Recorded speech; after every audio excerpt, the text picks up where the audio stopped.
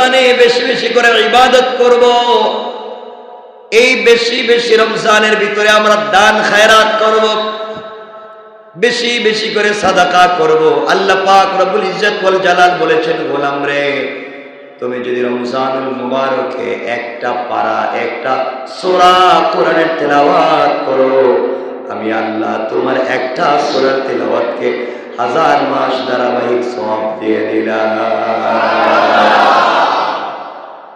এই জন্য আমার ভাইরা, রমজানে আপনারা বেশি ব্যস্ত থাকেন, বিজনেস নিয়ে বেশি ব্যস্ত থাকেন। আপনারা বিজনেস করেন, আমার আপত্তি নাই, ব্যবসার সময় দেন, আমার আপত্তি নাই, কিন্তু কোরআনটাকে তেলাওয়াত করেন, জিকির আজকার করেন। মহিলাদেরকে সারাদিন শুধু ইফতার বানানোর কাজে আর রাত্রবেলা সেহরি বানানোর কাজে লাগাইয়া লাভ নেই। ওদেরকে আপনারা সময় দেন। ওরা যদি, মহিলারা যদি পরিবারের ভালো মানুষ হয়ে যায়, সন্তান 100% ভালো হবে।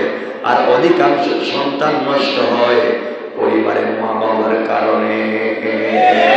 ঠিক কিনা বলেন? এই জন্য সন্তানকে সময় দিতে শিখুন। এই যে রমজান আসছে, সন্তানের সঙ্গে আল্লাহর পরিচয় করিয়ে দিন। লোকমানে হাকিম আল্লাহর সঙ্গে সন্তানের পরিচয় করিয়ে দিয়েছিলেন। তিনি বলেছিলেন, সন্তান রে, আল্লাহ তুশরিক বিল্লাহ, আল্লাহর সঙ্গে কাউকে শরীক করা যায় না। আল্লাহর সঙ্গে সন্তানের পরিচয় করিয়ে দিলেন। আল্লাহ রাব্বুল ইজ্জত ওয়াল জালাল বললেন, লোকমান হাকিম, তুমি তোমার সন্তানকে আমি আল্লাহর সঙ্গে পরিচয় করিয়ে দিয়েছ, আর আমি আল্লাহ তোমার সন্তানকে মা বাবার সঙ্গে পরিচয় করাইয়া আমি আল্লাহ জান্নাতের ওয়াদা দিলাম। এই জন্য মায়েদেরকে বলবো, বোনদেরকে বলবো, সন্তানদেরকে বসাইয়া কোরআন পড়ান, তাসবিহ পড়ান, জিকির শিখান, আল্লাহর নাম শিখাইয়া দেন। বাচ্চাদেরকে আপনি উঠার সময় সেহরিকে ওদেরকে উঠাইয়া খাওয়ান। ওরা যেন বুঝতে পারে মা বাপ রাত্রবেলা কেন খায়, রবের হুকুম বুঝাইয়া দেন। তাকে ইফতারের সময় এক জায়গায় বসাইয়া সন্তানটাকেও খাওয়ান। সন্তানকে বুঝাবেন, বাবা, আমরা রবের হুকুম মানতে চাই, আমরা এই পর্যন্ত রবের হুকুম মানবার জন্য করে খাবার থাকবার পরেও আমরা খাই না।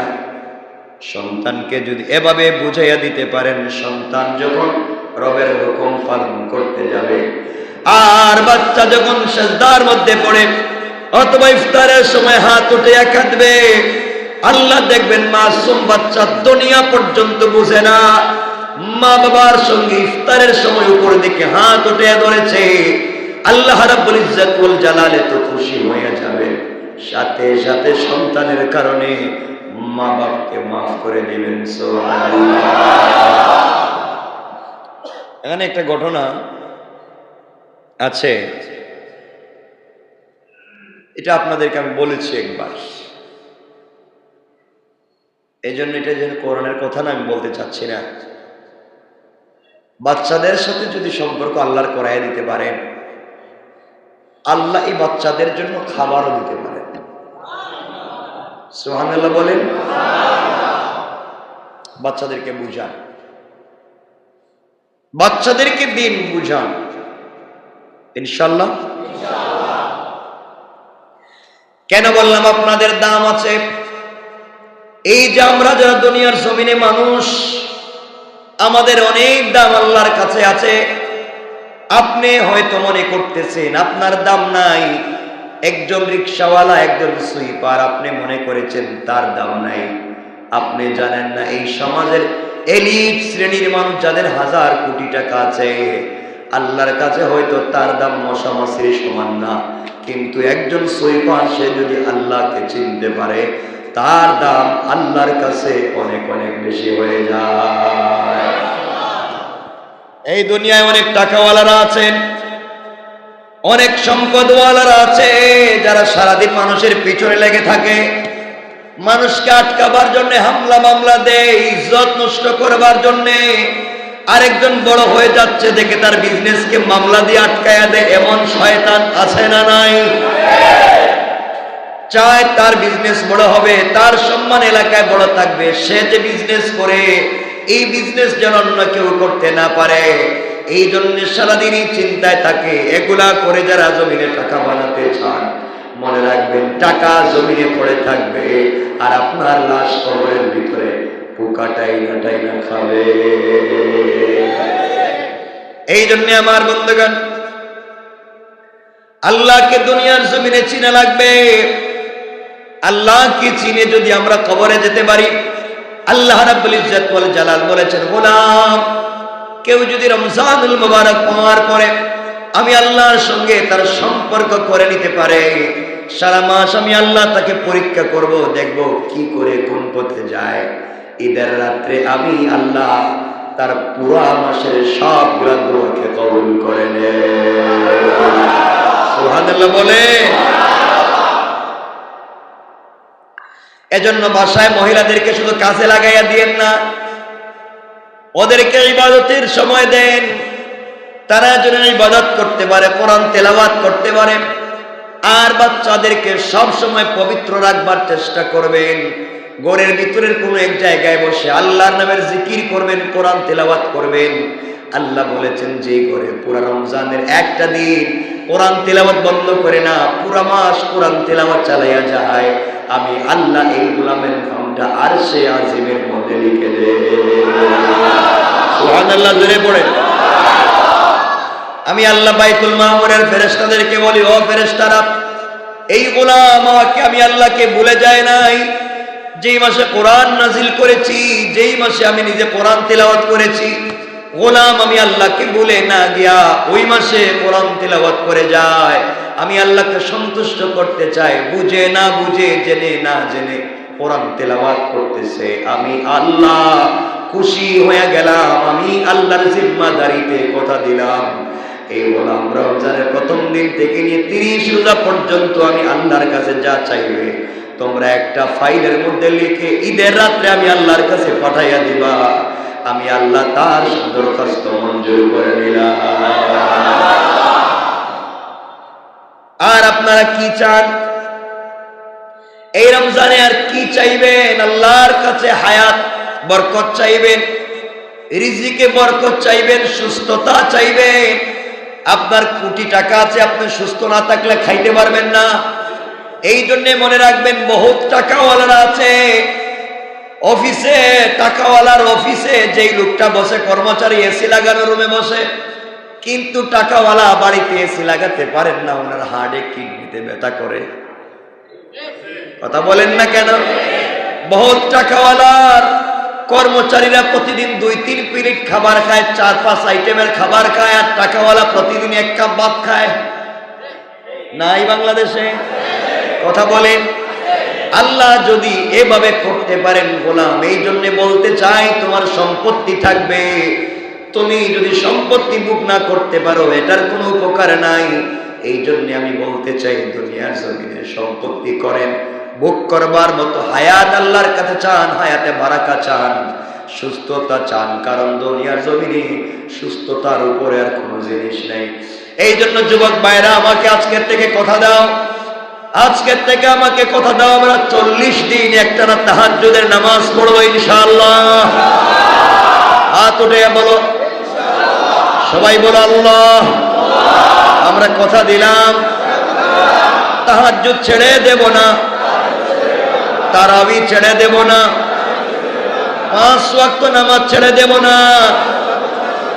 আল্লাহ আমাদের রোজাকে কবুল করে নিও, আমাদের তাহাজ্জুদকে কবুল করে নিও, আমাদের ইবাদতকে কবুল করে নিও। সবাই বলেন আমিন। আমরা রোজা ছাড়তে চাইবো না, সর্বোচ্চ চেষ্টা করব রোজা রাখবার। রোজা একটা ফরজ বিধান, আপনি রোজা রাখেন, আপনার বাচ্চাদেরকে পর্যন্ত রোজা রাখান। যে বাচ্চা বালেগ হয় নাই, ছেলে আর মেয়ে, সে যদি রোজা রাখে, ইবাদত করে, তার সবগুলা সওয়াব মা বাবার আমল নামায় জমা হয়ে যায়। এই জন্য আপনার মাসুম বাচ্চা যদি রোজা রাখে, আপনার মাসুম বাচ্চাকে যদি তাহাজ্জুদের সালাতে উঠাইয়া দেয়, ওই বাচ্চা কিছু বুঝবে না। আপনি যখন দোয়া করবেন আর কাঁদবেন, সেও দেখবেন কান্দে। মা বাপ কেন কান্দে সে বুঝে না, সেও কান্দে। আল্লাহ বলছেন এই মাসুম বাচ্চা না বুঝে কাঁদলো। মা বাবার জন্য যদি সন্তান কিছু নাও চায়, আমি আল্লাহ তার ভিতরের সবগুলা কথাকে মা বাবার জন্য কবুল করে নে। এজন্যে সন্তানদেরকে আপনারা চেষ্টা করবেন নামাজ পড়াতে, রোজা রাখাতে, ইনশাল্লাহ। তাই বলতে বাচ্চার কষ্ট হইতেছে, কিন্তু আপনি বলেন রোজা ভাঙতে পারবি না, করবেন না। তারে দিনে সকালে একবার খাওয়াইবেন, এরপরে 10টায় বলবেন তোমার রোজা একটা হয়ে গেছে, তুমি আবার খাও। সে আবার খাইলো, দুপুরে বলবেন তোমার আরেকটা রোজা হইতেছে। প্রতিদিন 2-3টা রাখবে, সমস্যা আছে? সে বুঝতেছে এটাই রোজা। তাকে এভাবে আপনি প্র্যাকটিস করান, তৈরি করেন, ভালো লাগবে। এবং নামাজের সময় তাকে উঠান, মনে করবে যে রোজা মাসে এভাবে ইবাদত করতে হয়। বেশি বেশি তাকে তসবিহ পড়ান, তার হাতে একটা তসবিহ দিয়ে দেন, দেখবেন সে কিছু জানে না কিন্তু তসবিহ টানতেছে। নাই বাচ্চারা তসবিহ পড়তেছে, মানে হ্যাঁ নাকি সব বুঝে। দেখবেন রাস্তায় বাইরিয়া ঠোঁট নাড়াইতেছে, তো জিজ্ঞাসা কি কস, কিচ্ছু কইতে পারতো, কিন্তু ঠোঁট নাড়ায় ঠিকই। আল্লাহ বলবেন গোলাম এই সন্তান কিচ্ছু জানে না, ঠোঁট নাড়াইতেছে, তুমিও জানো না, সেও জানো না, জানে না, কিন্তু আমি আল্লাহ তার এই ঠোঁট নাড়ানোকে জিকির হিসাবে কবুল করে দেয়। রক্ত তার না। কিন্তু কিছু আমাদের মায়েরা আছেন, ওরা নাকি কে বলে, ওরা নাকি বাচ্চাদেরকে দুধ খাওয়ায় না রমজানে। অনেকে আছে দুধ খাওয়াইলে নাকি রোজা ভেঙে যায়। শুনছেন এগুলা? শুনেন নাই? আছে না? হ্যাঁ, বাচ্চাদেরকে খাওয়ায় না। মাইরে পালাইবেন নাকি? অবশ্যই খাওয়াবেন, অবশ্যই খাওয়াবেন, বাচ্চাকে খাওয়াবেন। বাচ্চাকে খাওয়ালে রোজা ভাঙবে না। কথা বুঝতে পেরেছেন? বাচ্চাকে দুধ পান করালে রোজা ভাঙবে না। এই জন্য আমরা সবাই রোজা রাখবো তো ইনশাল্লাহ, ইবাদত করবো তো ইনশাল্লাহ। তারাওই পড়বো না বাসা ঘুমাবো? অর্ধেকে পড়বো। সবাই পড়বেন তো? কয় রাকাত? 4 রাকাত। তাই না? যত রাকাত পারেন, 70 রাকাত পড়েন, আপত্তি আছে? 20 রাকাতের নিচে পড়েন না, একটু পড়েন না। রমজান মাস তো বেশি বেশি ইবাদতের মাস, কমাইবেন কেন? এখন তো ডিসকাউন্ট পাওয়া যাচ্ছে ঈদের। তারাবির নামাজে ডিসকাউন্ট চলতেছে, ডিসকাউন্ট, বুঝেন নাই? হ্যাঁ, শুধু কমায়, বাড়াবার তো নিয়তি নেই, শুধু কমায়। এই জন্য আমি এগুলো বলতেছি না, খারাপের দরকার নাই। আপনারা বেশি বেশি ইবাদত করেন।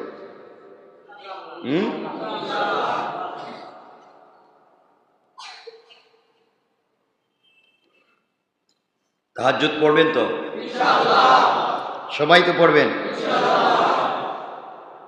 যদি কোথাও দেখেন জামাতে হচ্ছে, জামাতে পড়লে আপত্তি নেই, গুনাহ তো হবে না। একা একা পড়লে বেশি সব। জামাতে পড়ে যদি মনে করেন আপনি একা একা পড়ে ভালো লাগতেছে না, জামাতে পড়লে একটা আবেগ তৈরি হবে, দোয়া করতে পারবেন শেষে, তাহলে আপনি জামাতে পড়বেন। যেমন আমাদের এখানে জামাত হয় শেষ 10 দিন জামাতে হয়, আর প্রায় জামাতে তো আমিও থাকি। হয়তো যদি বেঁচে থাকি, সুস্থ থাকি তাহলে তো হয়তো আমিও থাকতে পারি। জামাতে হয়, অনেক মানুষ থাকেন, আর মানুষের কান্না, অনেক কান্নায় আপনার আমার তো গুনার অভাব নেই। এই যে কাঁদতেছে মানুষ, এজন্য তো আমরাও তো মনে করি যে আমাদের গুনাহ মাফ হয়ে গেছে, ঠিক না? এজন্য বেশি বেশি ইবাদত করবো ইনশাআল্লাহ। বলেন সবাই, বলেন ইনশাআল্লাহ। বাজেট করেন নাই রোজা মাসে কি কোন কাপড় কিনবেন, কোন কালারের ডিজাইন কিনবেন, এইটা তো আগে থেকে রেডি। রোজা কেমনে রাখবেন, নামাজ কয় রাকাত পড়বেন, রোজা কয়টা রাখবেন, তাহাজ্জুদ কয় রাকাত পড়বেন, জিকির কয়টা করবেন, এগুলোর কোনো প্রস্তুতি নেই। আছে তো ইনশাআল্লাহ? এই রমজানে 30 খতম কোরআন শরীফ পড়ার নিয়ত আছে কার কার? 30 খতম, 30 খতম মাস আছে? আল্লাহ যেন কবুল করে। প্রতিদিন 1 খতম, মাত্র 1 খতম। আর এমন তো আল্লাহর বান্দা ছিলেন এক এক রাকাতে এক এক খতম কোরআন পড়েছেন, সুবহানাল্লাহ। এক এক রাকাতে খতম। আমরা শুধু এগুলো শুনি, আমাদের লাইফে আসে না। কমপক্ষে পুরা রমজানে এক খতম কোরআন শরীফ পড়ার নিয়ত আছে কার কার? কমপক্ষে এক খতম। আর বাকি যারা হাত উঠতেছে না, কি ব্যাপার কি জানেন না? পড়াই তো কি যে লাইফ। কোরআনটা পড়তে শিখুন, কোরআনকে পড়তে শিখুন, কোরআনকে ভালোবাসতে শিখুন। কোরআন যদি পড়তে না পারেন, কোরআন তেলাওয়াত শুনুন, কোরআনকে ভালোবাসুন, ইনশাআল্লাহ। কোন জায়গায় অন্যায় দেখলে প্রতিবাদ করবেন তো? করেননি আপনারা? অন্যায় চলতেছে, এখানে হারাম কাজ চলতেছে, প্রতিবাদ করবেন তো? বলেন না। এরপরে আয়াতে আল্লাহ বলছেন, কুনতুম খায়রা উম্মাতিন উখরিজাত লিন-নাস তা'মুরুনা বিল মা'রুফি ওয়া তানহাউনা 'আনিল মুনকার ওয়া তু'মিনুনা বিল্লাহ। আল্লাহ রাব্বুল ইজ্জত ওয়াল জালাল বললেন, তোমরাই হলে সর্বোত্তম উম্মত। আমাদেরকে আল্লাহ বলছেন, তোমরা হলে সর্বোত্তম উম্মত। মানব জাতির কল্যাণের জন্যই তোমাদেরকে আল্লাহ রাব্বুল ইজ্জত ওয়াল জালাল তৈরি করেছেন। আল্লাহ বোঝাতে চান, কুনতুম খায়রা উম্মাতিন, পৃথিবীর শ্রেষ্ঠ উম্মত আমরা। উখরিজাত লিন-নাস, আদম থেকে নিয়ে ঈসা নবী পর্যন্ত সকল বনি আদম থেকে চুনে চুনে আমাদেরকে আল্লাহ শেষ নবীর উম্মত বানিয়ে দিয়েছে। আমাদেরকে চাইলে বনি ইসরাইলে দিতে পারতেন না? পারতেন? ফেরাউনের জমানায় দিতে পারতেন? আল্লাহ ভালোবেসে আমাদেরকে শেষ নবীর উম্মত বানিয়েছেন। সুবহানাল্লাহ। আল্লাহ বলছেন, আমি তোমাদেরকে শ্রেষ্ঠ উম্মত বানিয়েছি। কুনতুম খায়রা উম্মাত, তোমাদেরকে আমি আল্লাহ শ্রেষ্ঠ উম্মত বানিয়েছি। উখরিজাত লিন-নাস, আদম থেকে ঈসা নবী পর্যন্ত সমস্ত মানবদের থেকে বেছে বেছে তোমাদেরকে শ্রেষ্ঠ উম্মত বানিয়েছি। বানাবার কারণটা আল্লাহ বলছেন, তা'মুরুনা বিল মা'রুফি ওয়া তানহাউনা 'আনিল মুনকার। আল্লাহ বলছেন, তোমাদের কাজ হলো তোমরা সৎ কাজের নির্দেশ দান করবে, অন্যায় কাজে বাধা দেবে। আল্লাহ বলছেন, তারাই তো শ্রেষ্ঠ উম্মত যারা সৎ কাজের আদেশ দেয়, অসৎ কাজ থেকে লোকদেরকে বাধা প্রদান করে। একজন লোক অসৎ কাজ করে, তাকে বাধা দেওয়ার নাম শ্রেষ্ঠ উম্মতের কাজ। একজন লোককে ভালো কথা বলা শ্রেষ্ঠ উম্মতের কাজ। আপনি তারাবিহের নামাজে আসতেছেন, আরেকজনকে ডেকে আনলেন। আপনি তাহাজ্জুদে উঠলেন, আরেকজনকে ডেকে উঠালেন। আপনি একজনকে সহযোগিতা করলেন, এটা শ্রেষ্ঠ উম্মতের কাজ। শ্রেষ্ঠ উম্মতের কাজ হলো মানুষ হারাম কাজ করে এখান থেকে বেঁচে রাখতে হবে। আমার বন্ধুগণ, ভালো করে মনে রাখবেন, যারা অন্যায় কাজ করে তাদের ধারে কাছেও যাবেন না। কারণ আপনি ভালো করে মনে রাখবেন, কামারের কাছে গেলে, কামারের কাজ না করলেও কামারের কাছে বসলে সে যখন পাম করে আগুন, তখন ধোঁয়া শরীরে লাগে, ঠিক না? কামার যখন পাম দেয় আগুনে, তখন কি বাতাস বাইর হয় না? শরীরে কি ধোঁয়া লাগে? ময়লা পড়ে? আপনি কাজ করতেছেন না, কামারের কাছে বসার কারণে আপনার শরীরে দাগ লাগে। এইভাবে যদি আপনি খারাপ বন্ধুদের সঙ্গে মিশেন, খারাপ বন্ধুদের পাল্লায় পড়ে যান, আপনি খারাপ কাজ না করলেও আপনার উপরে দোষ পড়বে। দেখবেন আপনি এক চোরার সঙ্গে সম্পর্ক করেছিলেন, চোরের উপরে মামলা হয়েছে, আপনার উপরে মামলা হয়ে গেছে অটোমেটিক। কথা বলেন না কেন?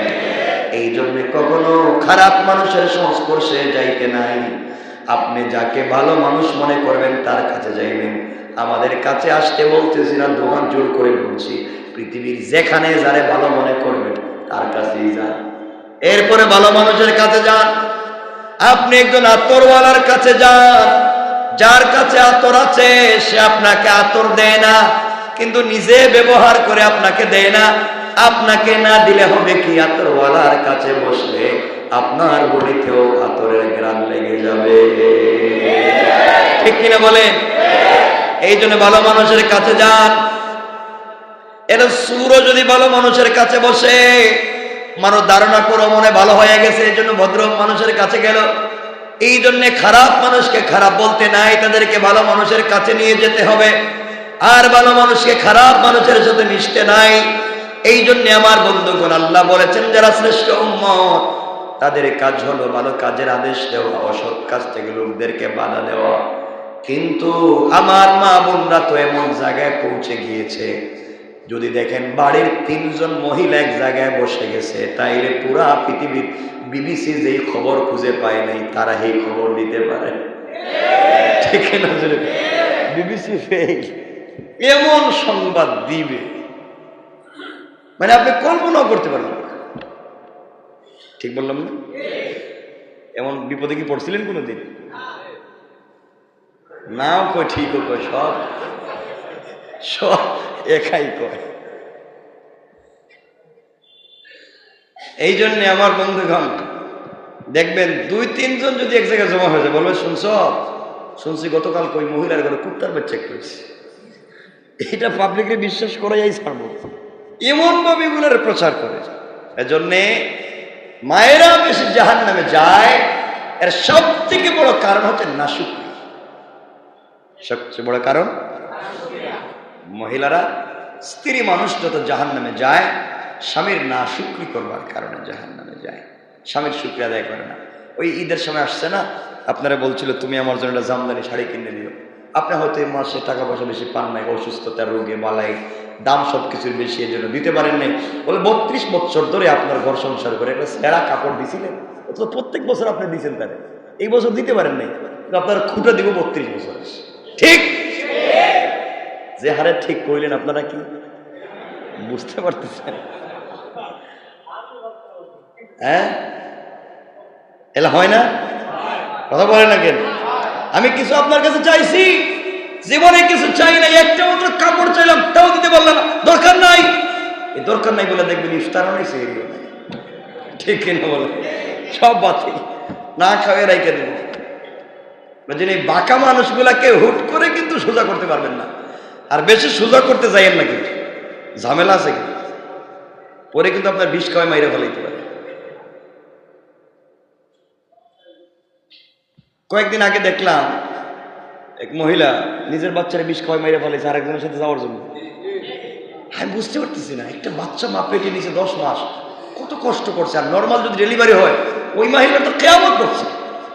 আপনি কি জানেন একজন মানুষের ব্যথা অনুভব যা করতে পারে, একজন মানুষ পৃথিবীতে যেই পরিমাণ ব্যথা সহ্য করতে পারে, এর চাইতে 54 গুণ বেশি ব্যথা হয় একটা বাচ্চা ডেলিভারির সময়। মানে এই মহিলার একমাত্র সাকারাত আর কিয়ামত কি ওই মহিলা। এত কষ্ট থাকবার পরে বাচ্চারে বিষ খাওয়া মাইরে ফেলায়, ফাঁস লাগাই মাইরে ফেলায়, পানিতে ডুবাই মাইরে, বালিশ দিয়ে চাপ দিয়ে মাইরে ফেলায়। মিথ্যা বলতেছি? আমি চিন্তা করতে পারতেছি না, এগুলো কি সাধারণ মস্তিষ্কে করে নাকি পাগল হয়ে যায় নাকি আল্লাহ, আমি বুঝতে পারতেছি না। আমি এগুলো বুঝতে পারতেছি। 2 দিন আগে দেখলাম খবরে কৃষকেরা পানি পায় নাই, সেচের পানি, এই জন্য ফাঁস লেগে মরে গেছে। মানুষ কত কষ্টে আছে। মধ্যবিত্তরা এখন টাকার পিছনে দৌড়ায়। ঠিক বলি নাই?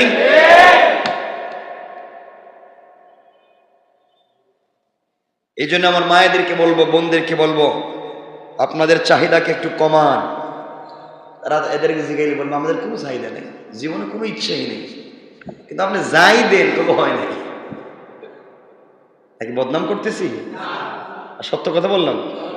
আপনারও তো খারাপ, আপনারা তো ঠিক মতো দেন না, কিছু দিলে তো এগুলো হইতো না। এজন্য আপনারাও ভারসাম্য রক্ষা করবেন ইনশাল্লাহ। বলেন মা বাপকেও দিবেন যতটুকু পারেন, স্ত্রী পুত্র সন্তান সবাইকে আমরা নিয়ে যেন ভালো থাকতে পারি, আল্লাহ যেন কবুল করেন, আমিন বলেন। এই যে রমজানুল মুবারক আসছে, অনেক কথাই তো মনে পড়ে, কিন্তু সব তো আর বলা যায় না। সব তো বলার সুযোগ নাই, যেহেতু আমাদের কাছে রমজান একবারে কাছাকাছি পৌঁছে গিয়েছে। আমি শুধু এতটুকুনি আপনাদের কাছে বলতে চাই যে দুনিয়ার জমিনে আমরা খুব বেশি দিন থাকবো না, খুব বেশি দিন না। যারা বয়স হয়ে গেছে, আমাদের তো কম হয় নাই বয়স, নাকি কম হয়েছে? কোন দিন আমাদের বয়সের লোক মরে নাই? আমাদের থেকে ছোট বয়সের মানুষ মরে যাচ্ছে। বাইক অ্যাক্সিডেন্ট করে 18, 19, 20 বছরের বাচ্চা মরে নাই? 45, 50, 70 বছরের মানুষ মরে নাই? মরে যাচ্ছে। এই জন্য আল্লাহর ওয়াস্তে আপনাদের কাছে যে কথা বলতে চাইব, আল্লাহর ওয়াস্তে, আল্লাহকে চিনতে চান, 1 নম্বর আমি বলবো আল্লাহর ওয়াস্তে, আমি আমার বোনদেরকে বলবো, আমি আমার মায়েদেরকে বলবো, যারা মহিলাদের জন্য কয়েকটা সাজসজ্জা হারাম, রমজানে তো হারাম, সবসময় হারাম, আমরা এগুলো ফলো করতে পারবো তো ইনশাল্লাহ? মহিলাদেরকে আপনারা বইলা দিবেন, এগুলো আমি অনেক সময় বলে থাকি।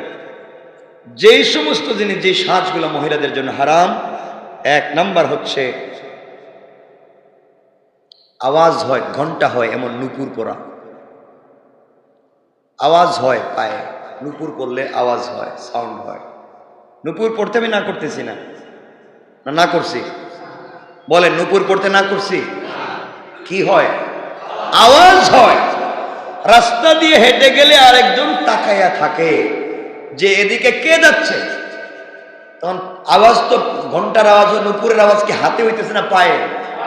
তাহলে একজন পুরুষে তাকাবে না? বলেন না, তাকাবে কি তাকাবে না? এজন্য ঘন্টার আওয়াজ হয় এমন নুপুর পরা হারাম, এমন নুপুর পরা, বলেন না, হারাম।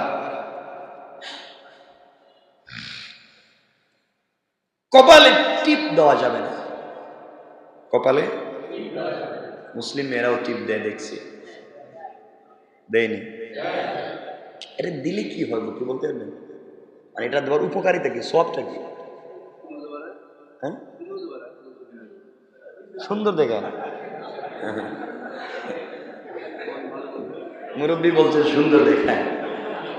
হ্যাঁ, সুন্দর দেখে, এজন্য কি নুপুর এই কি মাথায় কি টিপ দিতেই?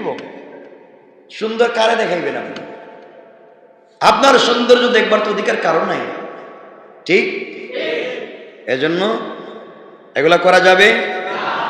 মনে রাখবেন, এই দুনিয়ার জমিনে যারা ঘুঙ্গুরের আওয়াজ দেয়, ঘুঙ্গুরের আওয়াজ, ঘন্টার আওয়াজ, এটা হচ্ছে শয়তানের আওয়াজ। আর নুপুর যারা পড়েন, ভালো করে মনে রাখবেন, এই নুপুর পায়ে দেন, ঘন্টার আওয়াজ যদি হয়, এর পিছনে শয়তান থাকে। 2 নম্বর কি বলছি? টিপ। টিপ ইব্রাহিম আলাইহিস সালামের জমানায় ওই যে ব্যবসায়ী যে খারাপ মহিলারা, ওরা টিপ দিত। এর জন্য আমাদের মায়েদেরকে, বোনদেরকে, মেয়েদেরকে, স্ত্রীদেরকে টিপ দিতে দিবেন না। কিছু বললেন না আপনারা? বলেন ইনশাআল্লাহ। এবং বুঝাবেন এগুলো হারাম কাজ, ইনশাআল্লাহ।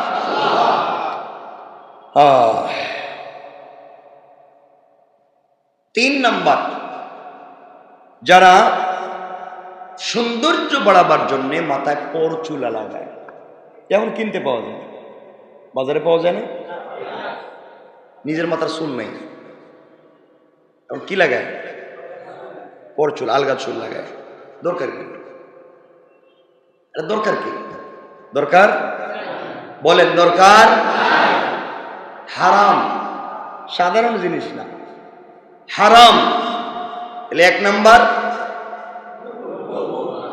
যেই নুপুর, নুপুর হারাম বলি নাই, যেটা ঘন্টার মতো আওয়াজ ওইটা। 2 নম্বর, টিপ দেওয়া। বাচ্চাদেরকেও দেখছি এখানে দেন, কোন কর্নারে নাকি দেয়, বাচ্চারা, ছোট ছোট বাচ্চাদেরকে কালো একটা মুটা করে দেয়। কাজল কেন দেন কোন তো? এটা দিলে নজর তোরা বেশি লাগবে, ওরা দিলে তো এদিকে তাকাইব বেশি মানুষ, বুঝেন নাই কথা? ওটা ছিল না, কেউ তাকাইতো না, এখন ওটা আছে, ওটা বেশি তাকাইবে। এজন্য বাচ্চাদেরকে ওই কাজল দিয়ে টিপ দেওয়ার দরকার। বলেন দরকার? কয়টা বলছি? কয়টা বলছি? 1 নাম্বার,